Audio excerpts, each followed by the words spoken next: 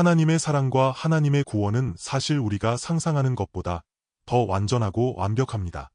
그런데 사람은 왜 하나님의 사랑과 구원을 이해하지 못할까요? 그것은 사람이 사람의 관점에 서서 이해하려 하기 때문입니다. 다른 사람과의 관계가 어떠한지, 누가 나를 사랑하고 누가 나를 돕는지, 그가 어떻게 나를 돕거나 사랑하는지, 그리고 내가 어떻게 응답하고 받아들이는지의 관점에서 봅니다. 사람은 종종 사람 사이의 관계와 관점으로 하나님의 사랑과 구원을 이해하려 합니다. 그러나 하나님의 사랑과 구원은 사람의 육체와 사람의 가장 좋은 상태, 그리고 사람의 가장 열심 있고 신실한 상태를 훨씬 초월합니다. 최근 우리는 그분의 구원과 사랑이 얼마나 놀랍고 완전한지 계속 확인하고 있습니다. 사람이 타락한 후 사람은 완전히 하나님과 등지고 늘 자신의 만족만을 추구했습니다. 그러나 하나님은 사람으로 하여금 하나님 앞에 온전히 굴복하도록 끊임없이 예비하셨습니다. 우리 자신에게는 정말 조금의 소망도 없지만 하나님께서 반드시 구원하실 것을 믿고 바란다는 마음을 예비하게 하셨습니다. 사람 안에는 조금의 소망도 없기에 하나님 그분이 직접 오셔야만 비로소 온전한 구원이 가능하기 때문입니다. 옛 언약의 규례는 돌판에 기록되어 하나님과 사람 사이의 객관적인 중간 규례가 되었습니다. 그러나 새 언약은 바로 하나님 자신입니다. 옛 언약 시대에는 사람의 불신실함과 불순종, 그리고 완고함으로 죄인의 본능으로는 그것을 이길 수도 극복할 수도 없었습니다. 이는 사람 스스로에게는 조금의 방법도 없음을 증명한 것입니다.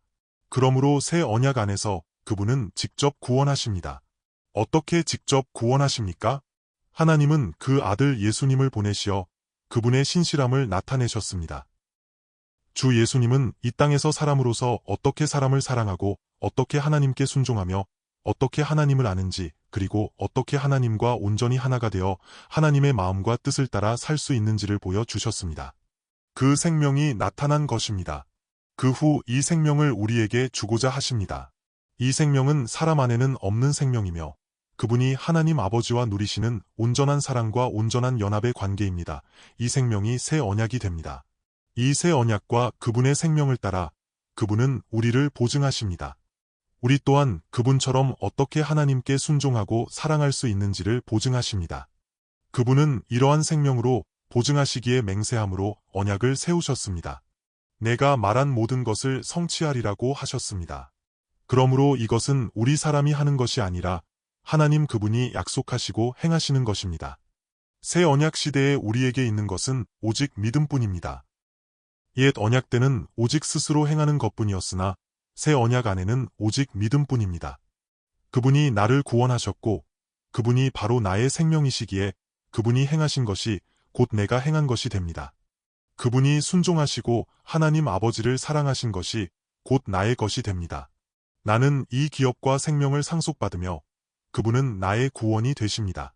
이것이 새 언약입니다. 그러므로 그분은 하나님이 기뻐하시는 참된 아들이 되셨고 참으로 하나님의 말씀과 명령을 완수하고 성취하신 새로운 계명이 되셨습니다. 그분 자체가 하나의 새 계명이 되신 것입니다. 말하자면 이것이 새로운 율법입니다. 옛 언약의 율법이 아니라 그분 자체가 새 언약의 계명이며 살아있는 하나님의 말씀입니다. 하나님의 도는 살아있고 활력이 있습니다. 그분은 살아있는 하나님의 말씀이며 말씀이 육신이 되셨습니다. 주님은 그분의 생명으로 하나님의 모든 말씀을 살아내셨습니다. 그리고 이 말씀이 살아나 우리 마음속에 거합니다. 내 법을 너희 마음에 두고 너희 마음판에 이것을 기록하리라 하셨습니다. 그러므로 성령을 통하여 주님의 심장과 생명 즉 이미 성취된 이 하나님의 말씀이 우리 안에 있게 되었습니다. 이 말씀은 무엇입니까? 이 말씀은 곧 하나님의 아들 예수 그리스도, 그분 자신의 생명이며 우리 안에 거합니다. 바로 우리의 구주 예수 그리스도께서 우리 안에 계시는 것입니다. 그분은 내가 너희 안에 너희가 내 안에 있다고 말씀하셨습니다. 그리하여 우리는 그분의 생명을 소유하여 우리의 새로운 심장이 되게 하셨습니다. 그리고 그분의 심장과 마음, 그분의 갈망과 사랑, 그리고 순종으로 하나님 아버지를 사랑하고 순종하며 하나님 아버지의 말씀을 기뻐하게 되었습니다. 할렐루야! 바꾸어 말하면 주님의 생명이 내 몸 위로 온전하게 나타날 수 있게 된 것입니다. 이처럼 그분은 우리 안에서 그분의 구원을 실현하십니다. 이것이 새 언약입니다. 이와 같을 때 우리는 그분과의 온전한 사랑의 관계 속으로 직접 들어가게 되며 우리가 그분을 사랑하고 아는 것이 매우 자연스러워집니다. 그러므로 오늘 히브리서 8장 11절에서 13절의 말씀을 통해 우리가 지금 무엇을 붙잡아야 하며 우리 자신을 어느 위치에 두어야 하는지 다시 한번 매우 분명하게 확인하고자 합니다. 또 각각 자기 이웃과 각각 자기 형제를 가르쳐 이르기를 주를 알라 하지 아니할 것은 그들이 작은 자로부터 큰 자까지 다 나를 알미라. 내가 그들의 불의를 긍휼히 여기고 그들의 죄를 다시 기억하지 아니하리라 하셨느니라. 새 언약이라 말씀하셨음의 첫 것은 낡아지게 하신 것이니 낡아지고 쇠하는 것은 없어져 가는 것이니라. 옛 언약 시대에는 하나님과 사람의 믿음이 직접 연결될 수 없었습니다. 그러나 율법의 요구 안에서 만약 사람이 하나님께 순종하지 않고 사랑하지 않으면 사람은 멸망했습니다. 그렇다면 사람이 어떻게 하나님께 순종하고 사랑할 수 있습니까? 사람은 하나님의 마음을 알아야 합니다. 즉 그분을 알고 그 관계 안으로 들어가 그분의 마음과 뜻 그리고 갈망을 깨달아야 합니다. 그럴 때 우리는 그분께 순종하고 그분을 사랑할 수 있습니다. 그러나 죄인은 자아의 세계 속에서 자기중심적입니다. 자신을 보호하려 하고 자신만의 방식과 갈망, 그리고 추구를 고집하기에 하나님의 마음을 진정으로 알고 깨닫기가 매우 어렵습니다. 자기 안에서 스스로 왕 노릇하기 때문입니다. 그러나 또 율법의 요구 아래서 하나님께 순종하고 사랑해야 하며 그렇지 않으면 안 됩니다. 그러므로 옛 언약 시대에는 율법이 끊임없이 요구하고 가르쳤습니다. 너희는 하나님을 사랑하라.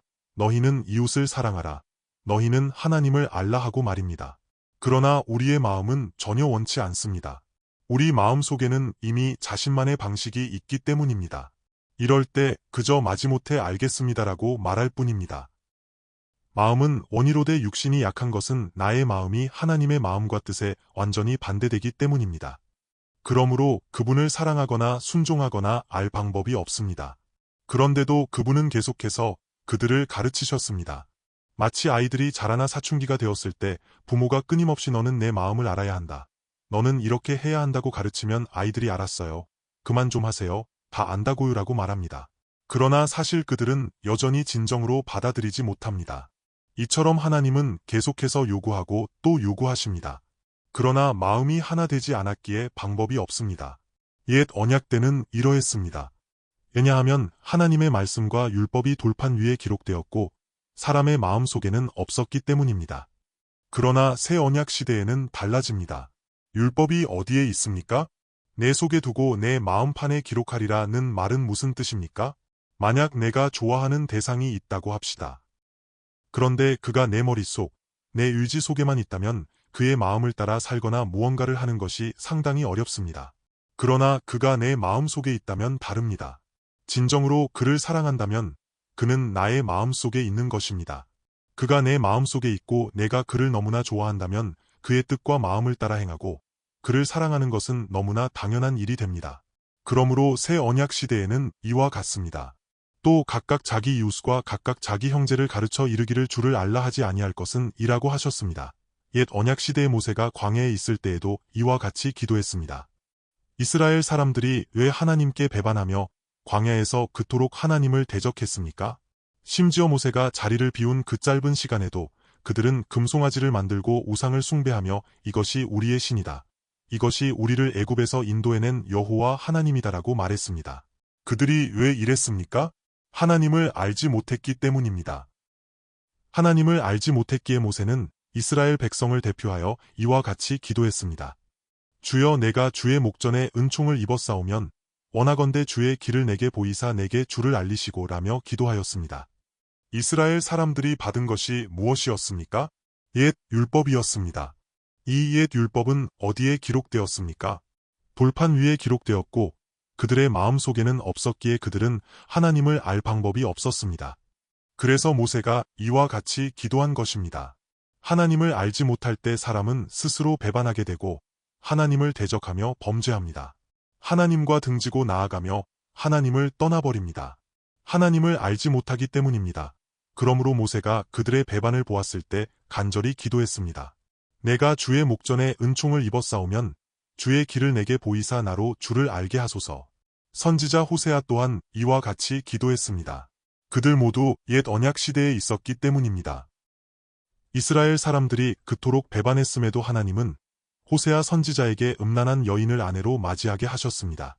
그리고 이스라엘 백성에게 말씀하셨습니다. 내가 바로 너희의 남편이며 너희는 나의 아내다. 내가 몇 번이고 너희를 사랑하여 속량하고 내게로 돌이켰거늘 너희는 애 이처럼 번번이 나를 배반하고 나가서 다른 남자를 찾느냐 하셨습니다. 그들이 왜 이랬습니까? 하나님을 알지 못했기 때문입니다. 그리하여 호세아 선지자는 말했습니다. 우리가 여호와를 알자. 힘써 여호와를 알자. 너희가 하나님을 알지 못하기에 이토록 배반하고 타락하는 것이다 라고 말입니다. 이처럼 옛 언약의 규례 아래서는 하나님을 알 방법이 없습니다. 하나님은 저기 계시고 율법도 내 마음속에 없으며 율법은 단지 외부적인 규례일 뿐이기 때문입니다. 다니엘 또한 마찬가지입니다. 그는 포로로 잡혀가 이방 땅 바벨론에 이르렀습니다. 그가 하나님을 경험하고 사랑했을 때 앞서 말한 모세, 호세아, 다니엘처럼 비록 그들은 옛 언약 시대에 살았으나 진정으로 하나님의 마음과 뜻을 영접했습니다. 그들은 하나님 알기를 갈망했습니다. 사실 그들의 마음과 중심은 이미 성령에 의해 새 언약의 영과 새 언약의 그림자 안으로 인도된 것이었습니다. 그러므로 그들은 이토록 하나님 알기를 갈망했습니다. 다니엘은 이처럼 하나님 알기를 갈망했으며 다니엘 또한 말하기를 오직 자기의 하나님을 아는 백성은 강하여 용맹을 떨치리라 하였습니다. 타락하고 우상 숭배가 가득한 바벨론 세상 속에서 그는 왜 그토록 하나님을 경외하고 순종하며 하나님의 권능과 영광을 증거했습니까? 그가 어떻게 이 세상과 바벨론을 향해 하나님의 권능과 영광을 증거할 수 있었습니까? 그의 증거 속에는 오직 여호와를 아는 자만이 강하여 용맹을 떨친다는 고백이 있었습니다. 다니엘은 많은 도전에 직면했고 죽음의 위험에 처했으나 계속해서 기도했습니다. 하루 3번씩 기도했습니다. 원수들이 그를 고발하려 했고 그는 원수들이 자신의 은밀한 기도 생활을 지켜보고 있음을 알았습니다. 그가 매일 이처럼 기도했기에 원수들은 왕 앞에 가서 그를 고발했습니다. 왕도 그를 도울 수 없어 결국 그를 사자 굴에 던질 수밖에 없었으나 그는 여전히 강하여 용맹을 떨쳤습니다. 다니엘의 세 친구도 마찬가지였습니다. 만약 너희가 내 신상에 절하지 아니하면 즉시 너희를 맹렬히 타는 풀무불 가운데에 던져 넣으리라 하였습니다. 그러자 그들이 두려워하여 즉시 신상 앞에 절했습니까? 아닙니다. 그들은 믿었습니다. 하나님이 우리를 건져내시려니와 그렇게 하지 아니하실지라도 우리는 절대로 우상에게 절하지 아니하겠나이다 라고 하였습니다. 그들이 어떻게 이처럼 강하여 용맹을 떨칠 수 있었습니까? 하나님을 알았기 때문입니다. 여호와를 알았기에 그들은 이 세상을 향해 자신들이 하나님을 알고 있음을 증거하고자 했습니다. 하나님을 안다는 것은 무엇입니까? 하나님의 능력으로 사는 것이며 그분과 연합하는 것입니다. 그분과 온전한 사랑과 순종의 관계 안에 거하는 것입니다. 바울 또한 마찬가지입니다. 그는 내가 복음을 전하겠다. 내가 주를 위해 큰 일을 하겠다라고 말하지 않았습니다. 그에게는 오직 한 가지 갈망이 있었습니다. 내가 그리스도 예수 주를 아는 지식이 가장 고상함을 인하여 모든 것을 해로 여김은 이라 하였습니다. 그분을 안다는 것은 온전히 그분과 연합하는 것이며 그분의 생명을 소유하는 것입니다. 그분을 온전히 사랑하고 순종하여 그분의 생명이 자기 안에서 살게 하는 것입니다. 그러나 옛 언약 아래의 생명의 광경은 어떠합니까? 하나님은 저기 계시고 나는 여기 있습니다. 내가 스스로 하나님을 온전히 사랑하고 순종하려 하니 상당한 압박을 느낍니다. 하나님을 사랑하고 순종하는 것이 불가능하다고 여겨집니다. 에덴 동산에서 아담은 선악을 알게 하는 나무의 실과를 구해서는 안 되었습니다.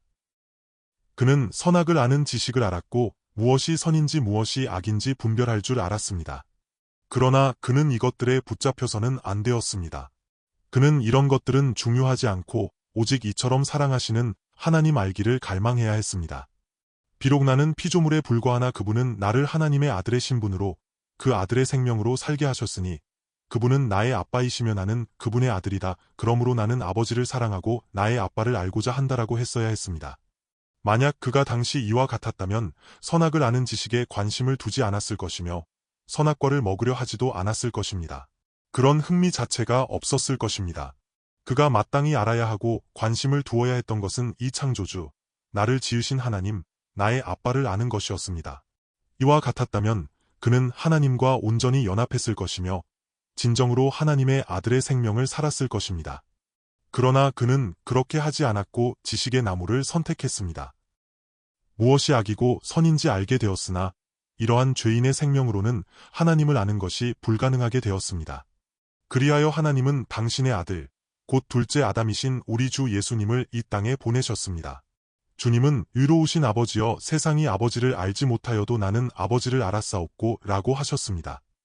주님은 아버지를 이처럼 사랑하고 알고 온전히 순종하시는 생명을 우리에게 주시어 우리 안에 거하는 살아있는 새로운 생명의 율법이 되게 하셨습니다. 즉 성령을 통하여 하나님을 알고 사랑하며 순종하는 생명을 우리 안에 두셨으니 이것이 곧새 언약입니다. 그러므로 여기 말씀하시기를 또 각각 자기 이웃과 각각 자기 형제를 가르쳐 이르기를 주를 알라 하지 아니할 것은 이라고 하셨습니다. 왜 이와 같이 말씀하셨습니까? 이처럼 가르칠 필요가 없으며 가르쳐도 효과가 없기 때문입니다. 계속해서 가르치는 것은 가장 피곤한 일입니다. 예를 들어 우리 부모들이 흔히 아이들에게 이렇게 말합니다. 말 좀 잘 들어라, 숙제 좀 해라, 이렇게 저렇게 해라 하고 말입니다. 그렇다고 해서 아이가 하지 않습니다. 하지만 말하지 않을 수도 없습니다. 그래서 계속 말합니다. 아이는 하지 못하고 부모는 계속 말합니다. 이것이 가장 피곤한 일입니다. 이처럼 당신은 하나님을 알아야 한다. 당신은 하나님을 잘 섬겨야 한다.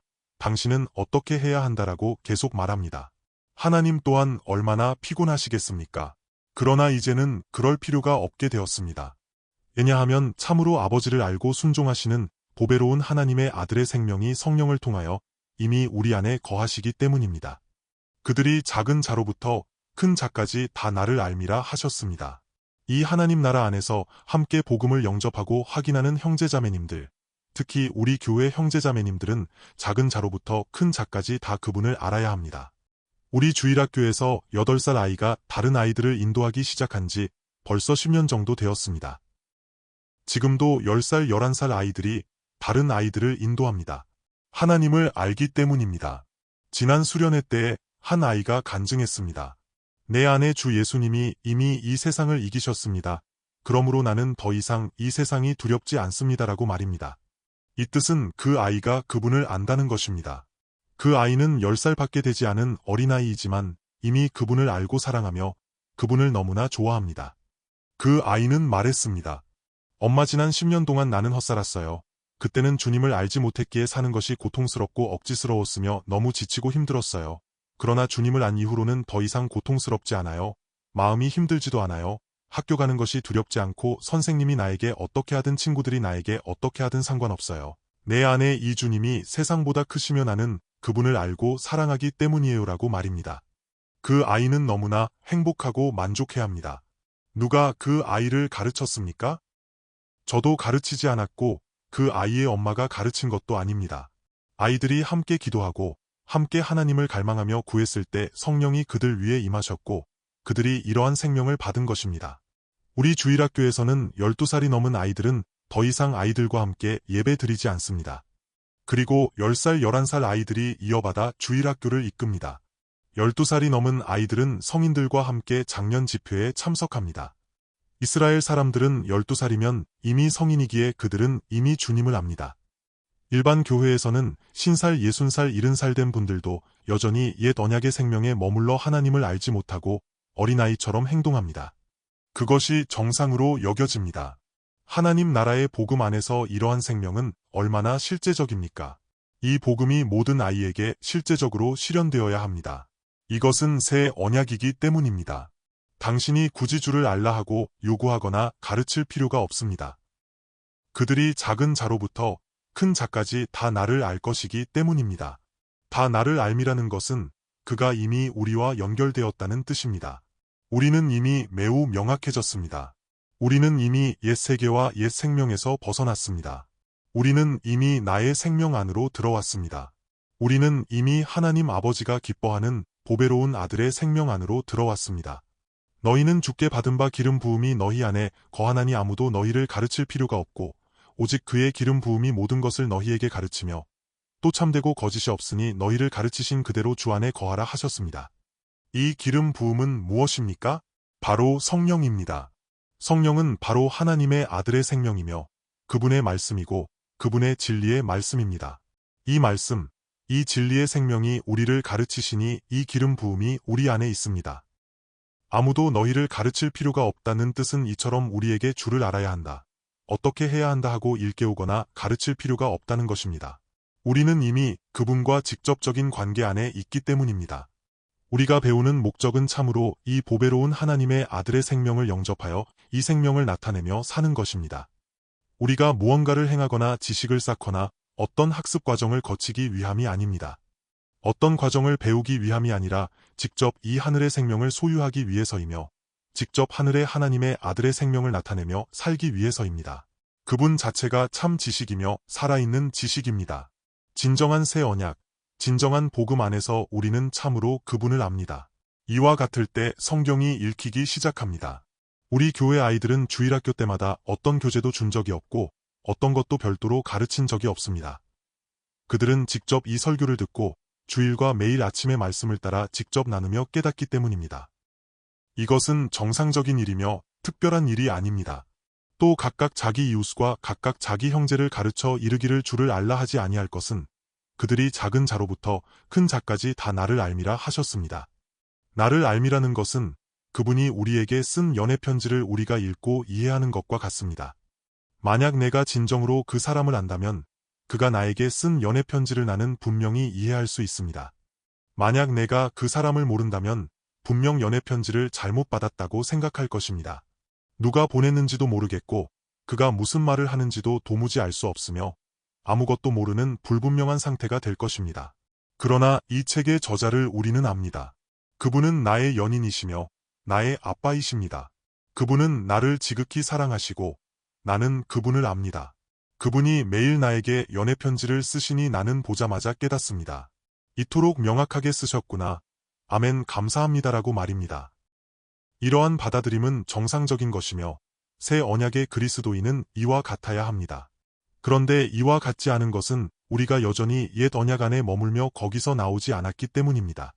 이어지는 말씀을 통해 다시 확인합니다. 내가 그들의 불의를 긍휼히 여기고 그들의 죄를 다시 기억하지 아니하리라 하셨습니다. 그들이 더 이상 옛 생명 안에 있지 않기에 그들은 이미 내가 기뻐하는 나의 아들이 되었기 때문입니다. 그들의 과거 옛 생명, 그들의 불에 그가 과거에 어떤 사람이었는지를 다시 기억하지 않는다는 것입니다. 즉 그분이 나와 연결되기 전에, 그분이 나의 생명 안으로 들어오기 전에 내가 범한 죄를 더 이상 기억하지 않는다는 것입니다. 내가 다시는 그들의 죄를 기억하지 않으리라 하셨습니다. 그러므로 주님이 온전히 나의 새 생명이 되시었고 내 안에 계시기 때문입니다.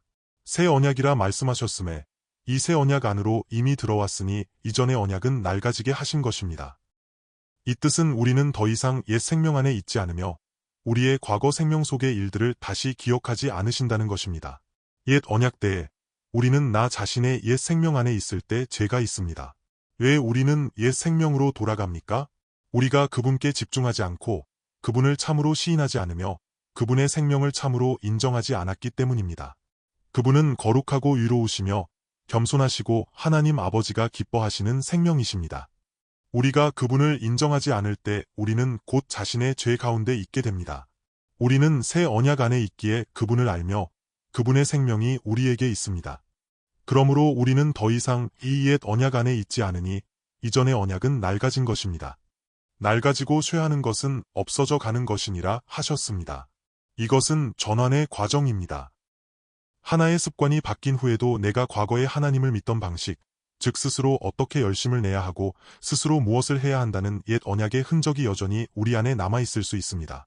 그러나 만약 우리가 참으로 새 언약의 생명의 달콤함을 누린다면 달라집니다. 예를 들어 여기 휴대전화 2대가 있습니다. 하나는 이전 것이고 하나는 새 것입니다. 그런데 왜 여전히 이전의 휴대전화를 쓰고 있습니까? 새 휴대전화가 익숙하지 않고 쓸 줄 모르기 때문입니다. 하지만 새 것은 이전 것보다 훨씬 좋습니다. 이전 휴대전화는 가장 기본적인 기능만 있고 조작 방식도 단순하여 누르는 대로만 작동합니다. 그러나 새 휴대전화를 어떻게 써야 할지 당장 잘 모르기에 여전히 이전 휴대전화를 쓰고 있는 것입니다. 하지만 일단 내가 이 새 휴대전화를 좋아하게 되고 익숙해져서 사용해보면 그것이 너무나 쓰기 편하고 좋다는 것을 발견하게 됩니다. 이 새 휴대전화는 효율이 너무나 높고 이전 것보다 훨씬 좋으며 매우 선진적이고 정말 최고입니다. 그러면 이 이전 휴대전화는 아예 쓰지 않게 됩니다. 그 안에 정보를 모두 옮겨오고 새 휴대전화를 쓰게 됩니다. 우리에게는 참으로 새로운 삶의 방식, 하나님의 아들의 새로운 방식이 있습니다. 우리가 참으로 좋아하고 숙달되면 이것은 너무나 좋고 최고입니다. 그러면 우리는 완전히 다른 존재가 됩니다. 그러나 우리는 반드시 이전 것에서 벗어나야 합니다. 이전의 언약은 낡아진 것입니다. 낡아지고 쇠하는 것은 없어져 가는 것이니라 하셨으니 반드시 이와 같아야 합니다. 옛것이 다시 찾아올 때 우리의 육체가 다시 나오면 매우 괴롭기 때문입니다. 그분은 우리를 사랑하시어 우리를 위해 온전한 구원을 예비하셨습니다. 우리는 참으로 복된 자들입니다. 하나님을 찬양합니다. 함께 기도합시다.